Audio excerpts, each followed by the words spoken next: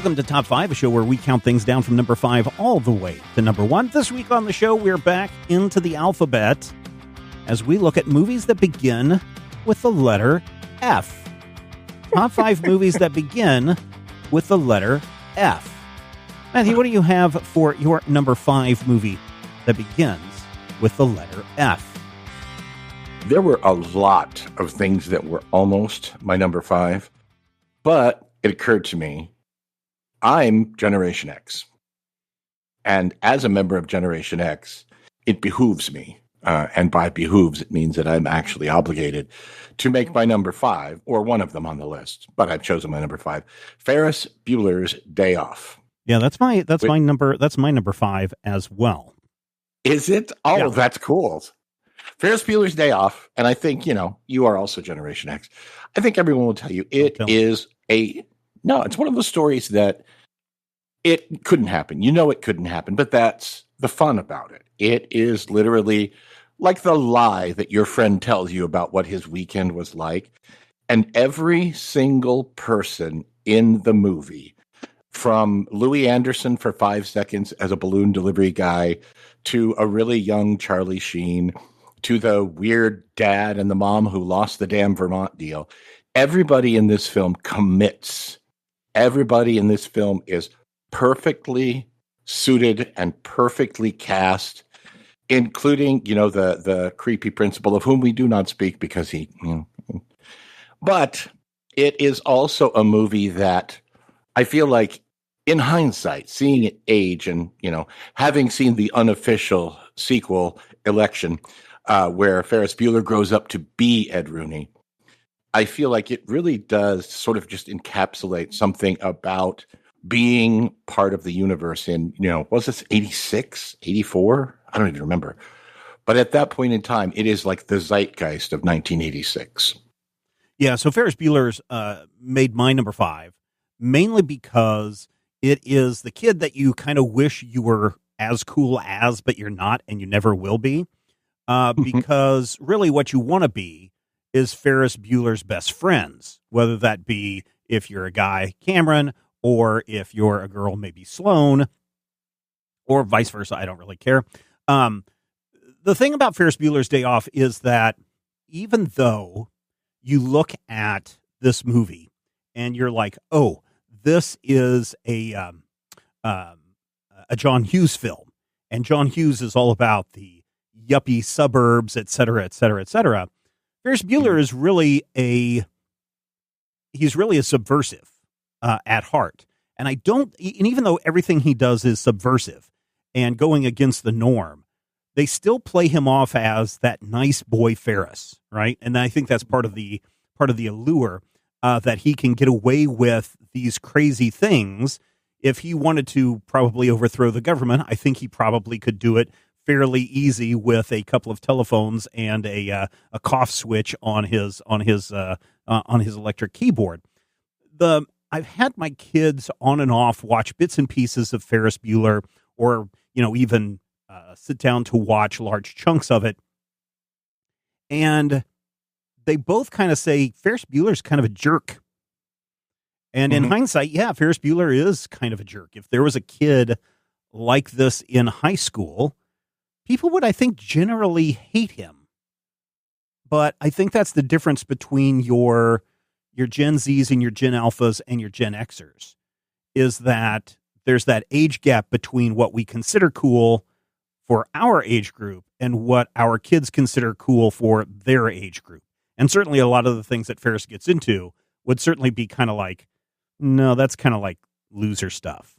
And it's really weird to see your kids say that kind of stuff about this movie, because it is a very good movie. The first time I watched it, I was at camp.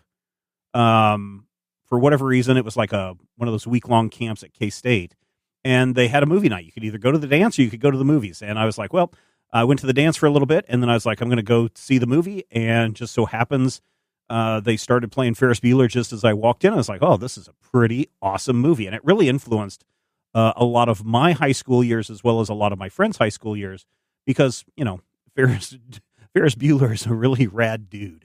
And so my number 5, Ferris Bueller's Day Off. What do you have for your number 4, Matthew? My number 4 is a film from 2011. Sadly, it is part of the 3D craze of 2011, and it's also part of a horror film. I don't know if you'd call it a quintrilogy or a sex trilogy. I don't know what you call it now. If you got 6 movies, maybe just a mess. But it is the best of the Final Destination films, and it is Final Destination 5. Final Destination 5 has 4 things going for it. One, unlike most of the Final Destination movies, we're not looking at a bunch of idiot high school teenagers. No. These are idiot fresh college graduates in their early 20s who are on a corporate retreat in a bus when the bridge collapses. One of them, played by a kid from Election, which I mentioned a moment ago, is given a moment where he gets to see the future. He sees himself and all of his friends dying horribly, and he saves the lives of a very few people. And then, of course, death does not like to be cheated. 2, the best friend character in the movie is a character played by an actor named Miles Fisher. And all I can say to you about Miles Fisher is this. The man looks and acts like a young Tom Cruise. So if you watch this movie pretending that it's Tom Cruise, flipping out and dealing with all of this stuff and, eventually probably dying horribly, I'm not going to spoiler it for you. It's funnier. 3, it has the most gruesome and brutal demise anywhere in any of the Final Destination movies. It involves a young gymnast, and she's on the parallel bars. And it's ugly. It is very ugly. And 4th, and I think most importantly, I can get away with this because it's a 15-year-old movie. It's not a spoiler anymore. The movie is actually a prequel. Final Destination 5, chronologically, is the first of the Final Destination movies until the recent Final Destination Bloodlines takes us back to like 1956. But it takes place before all the other movies. So the ending, the big sting at the end is they've escaped death and nothing bad can ever happen to them and they're fine and they're going to go live out their lives happily. And they get on a plane, at which point we see the opening scene of the original Final Destination movie from 12 years earlier. And we realize far too late that these characters are doomed because, the universe comes around and it's all a big circle. And, the snake is eating its own tail. Beautiful film. Wow. I don't want to say a beautiful film. As weird 2000 slasher movies go, beautiful 2000 slasher movie.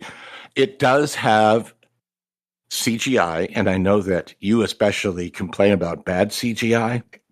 Most of the CGI deaths here are done extremely well because, A, they're only using the CGI where they have to, and B, they really use all of the deaths sparingly. So you don't necessarily spend a lot of time watching a slow motion person being burned to death like we did in Final Destination 3.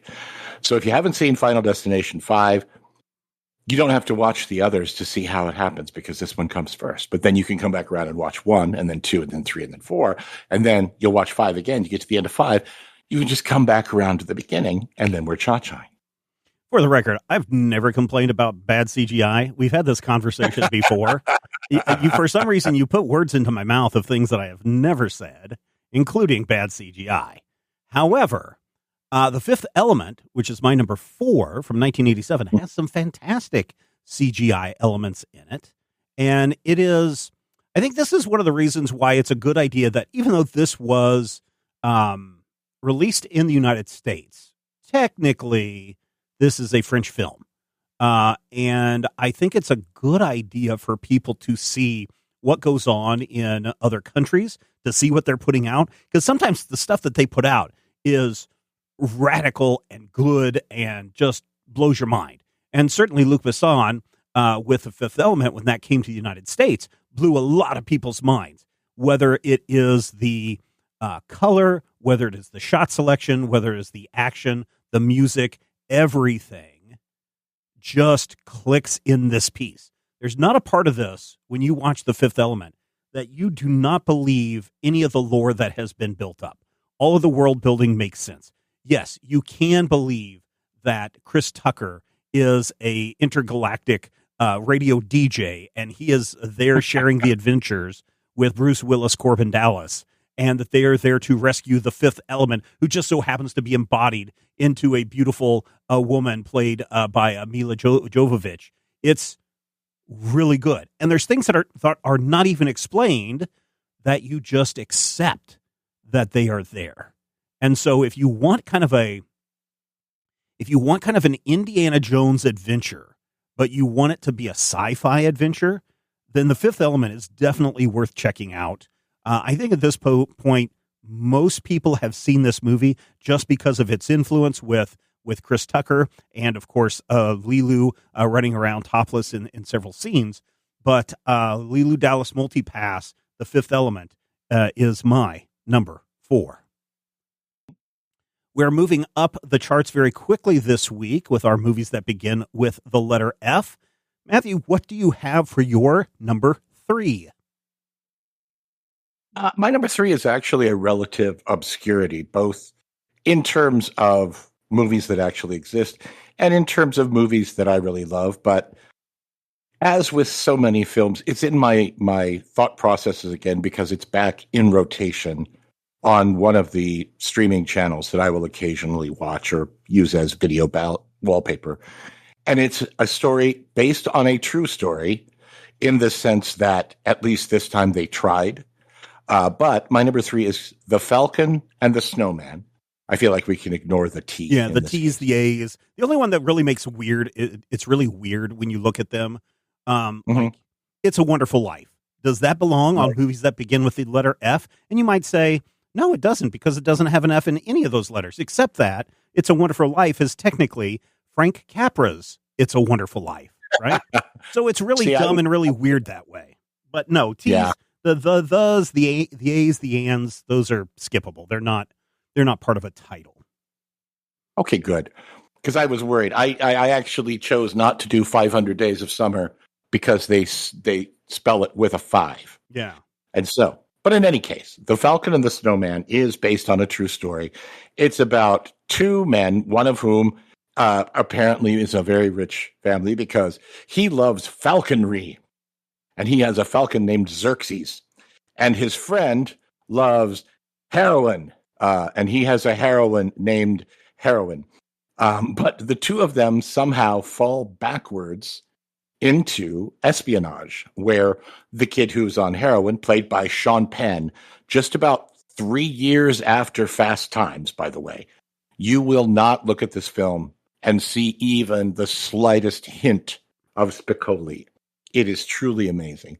And then, of course, his friend, played by Timothy Hutton, or as we like to call him, America's Teenager, they end up falling into this trouble where Dalton, Sean Penn, ends up captured by the Russians while in Mexico and ends up selling secrets.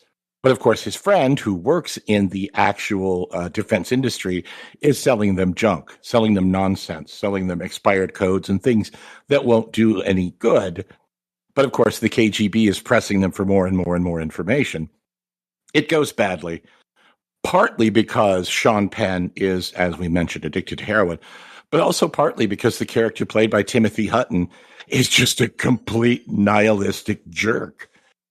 And at a certain point in the film, he actually kind of sells his best friend under the bus. It's ugly. And I have done a little bit of research. Bits and pieces of this are authentic. I feel like it's based on a true story. Yeah, but I think there's a lot of it that is clearly, we're extrapolating from this, and this is a composite character. But if you've never seen it, you've probably heard the David Bowie song, "This Is Not America," which serves as the actual theme for the movie. I honestly recommend it. It's not a terrible movie. Most people, the only reason they know it is because it's what was playing in '86 when Captain Midnight interrupted HBO's broadcast with the late night, "This is a message from Captain Midnight, pay us money." Do you remember that one? Yeah, I know about Captain Midnight. Yeah, the Captain Midnight intrusion, not the Max Headroom intrusion. Nonetheless, The Falcon and the Snowman, or Falcon and the Snowman, comma, the. My number 3 movie, what starts with an F? My number 3 movie that starts with an F is F for Fake. Even though it's an Orson Welles movie, and though it says Orson Welles F for Fake, it's always just listed as F for Fake, unlike Frank Capra. I think Frank Capra is just jealous of everything that Orson Welles does. Anyway, how to describe F for Fake? F for Fake is what the youngs today would call a YouTube video essay. This is how far advanced Orson Welles was. In his documentary, F for Fake, he's talking about what makes something fake, what makes something real. How do we know when we cross the line between creating something that is an elaborate ruse, and at what point do we really say that, no, even though this is fake, it's still art? And so in 1976, this movie is released. It is 3 parts. The first part talks about the Clifford Irving, who did a bunch of fake autobiography of Howard Hughes, as well as a famous artist, Kadar, who is, that's the final vignette, is the Kadar story. There's also a story in there about somebody who rips off art and sells forgeries. And then the last one is this story about Orson Welles' girlfriend at the time, where she stays in the same village as Picasso and gets involved with him as an art piece. I can't give too much away. The one thing that I will say about this is it is very much a product of 1976. If you don't know about the fake art scam or the fake Howard Hughes biography, anything that they're talking about is going to be way over your head. You're going to have to go in and do some deep dives on this. But the payoff, if you can follow the story that they're telling, the payoff is perfect. And that's why F for Fake, one of my favorite documentaries, earns a spot at number 3. Matthew, we are up to our number 2s already. What do you have for your number 2?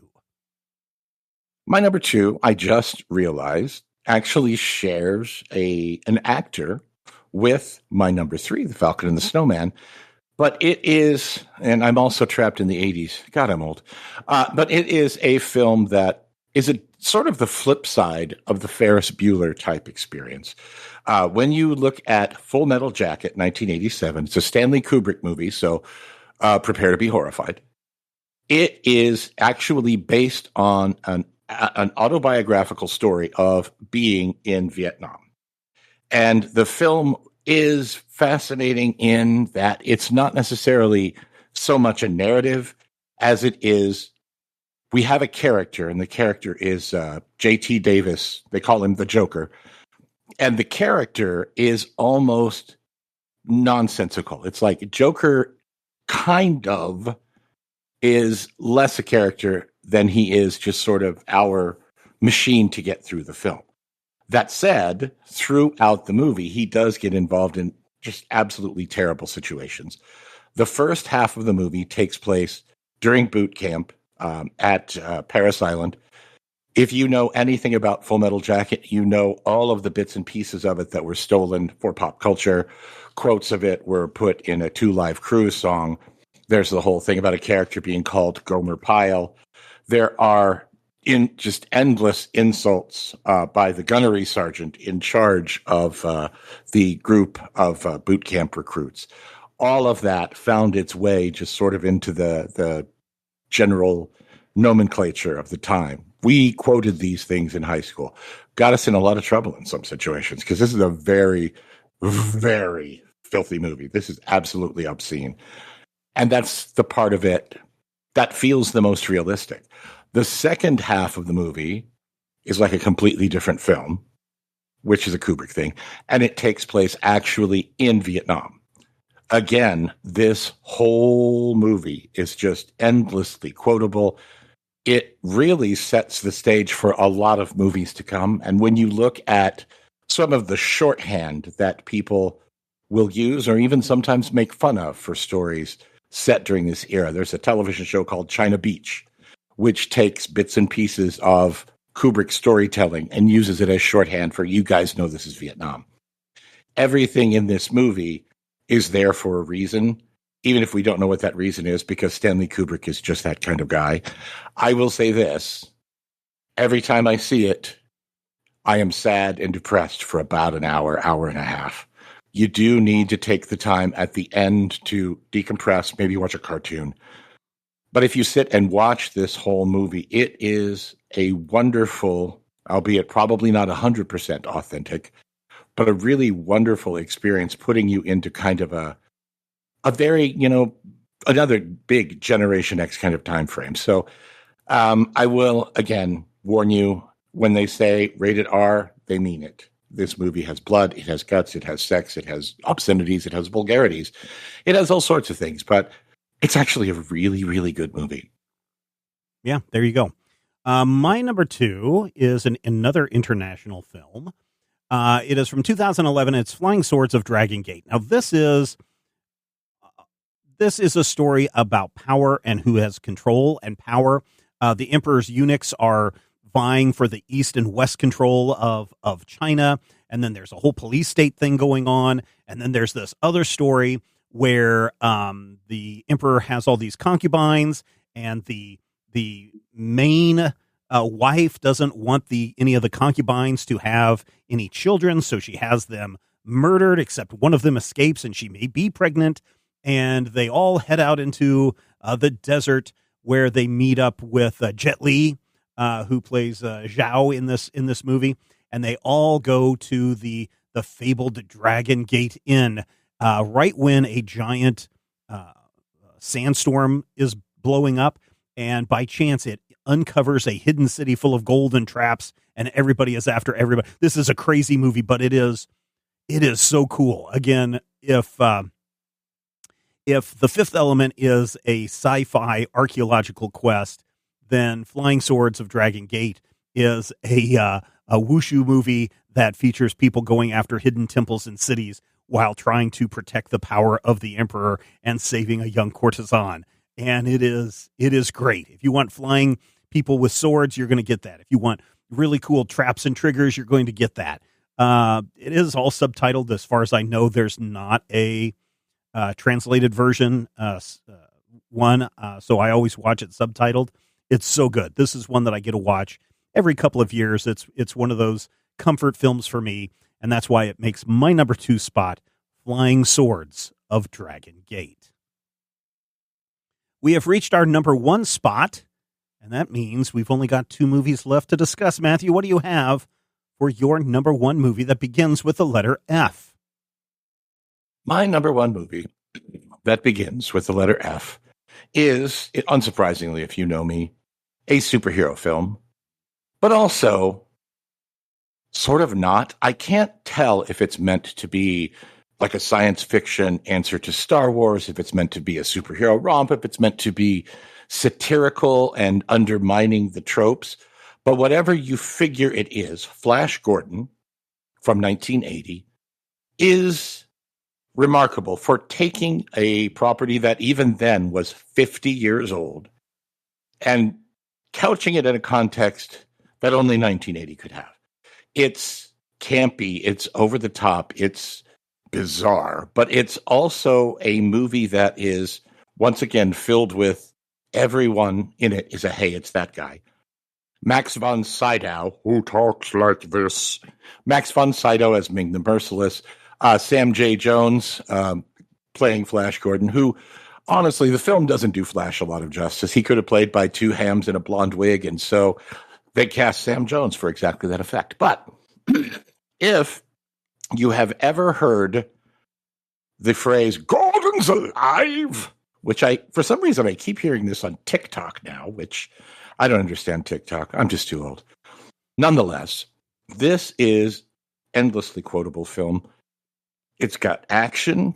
Maybe it doesn't always hit. It's got weird sort of humor. Maybe it doesn't always hit. And for some reason, just the disastrous combination of all of these things and not being able to describe it makes it its own thing and makes it kind of the definition of a cult classic. It's a film that people watch just to see how in the world an Italian director with a script written by the guy who did Enter the Dragon, and actors who definitely are not all on the same page and in the same movie, can work with just a wildly inconsistent tone and somehow put together a movie that is really, really memorable. Now, well, the only reason that movie works is because of the Queen soundtrack. I was about to say that Freddie Mercury does a lot of the heavy lifting. That is important.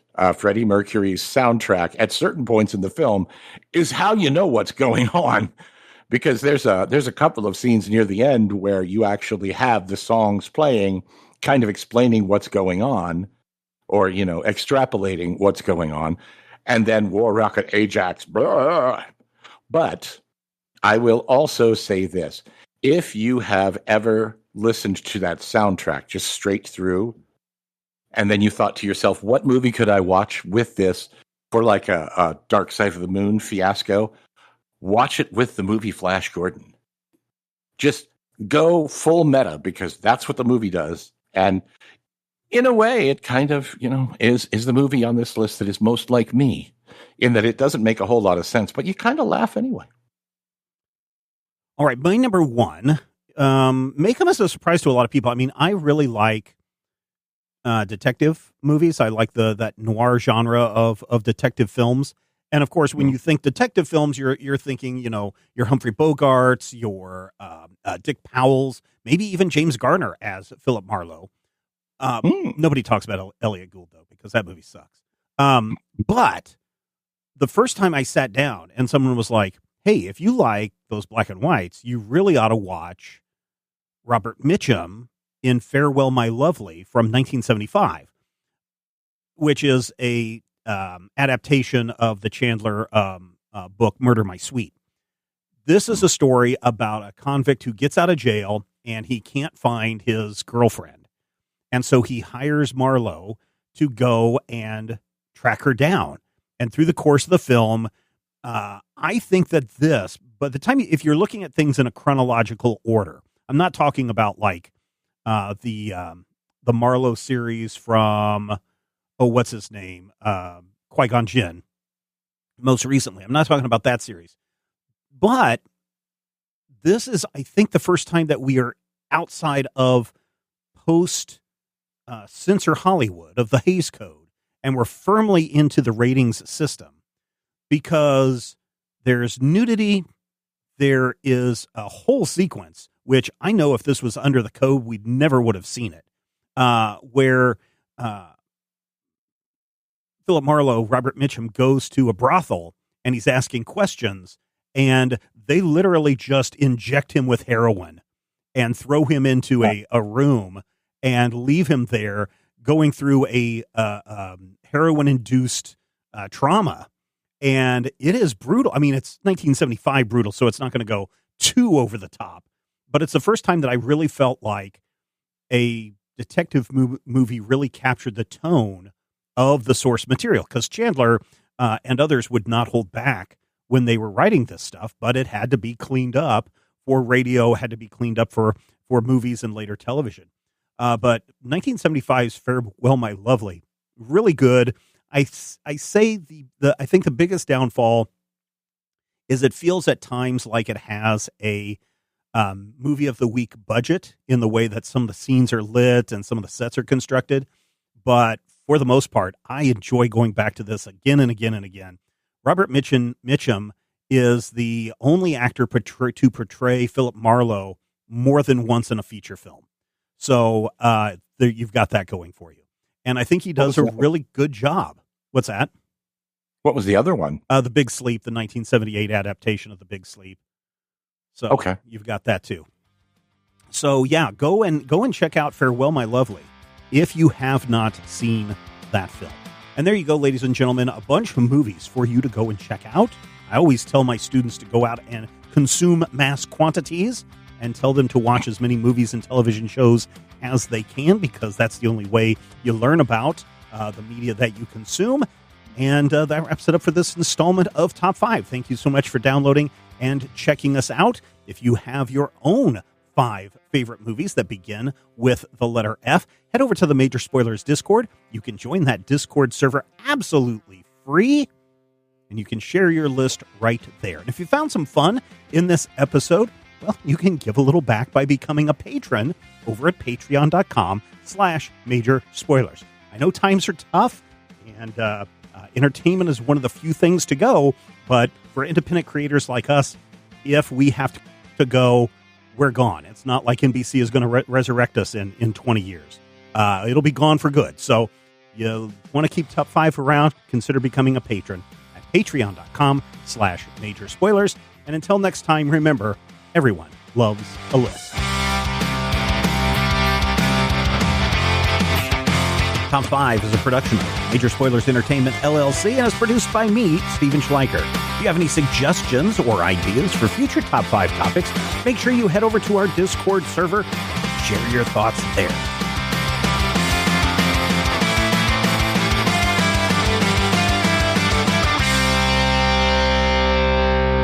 This podcast is copyright 2026 by Major Spoilers Entertainment, LLC.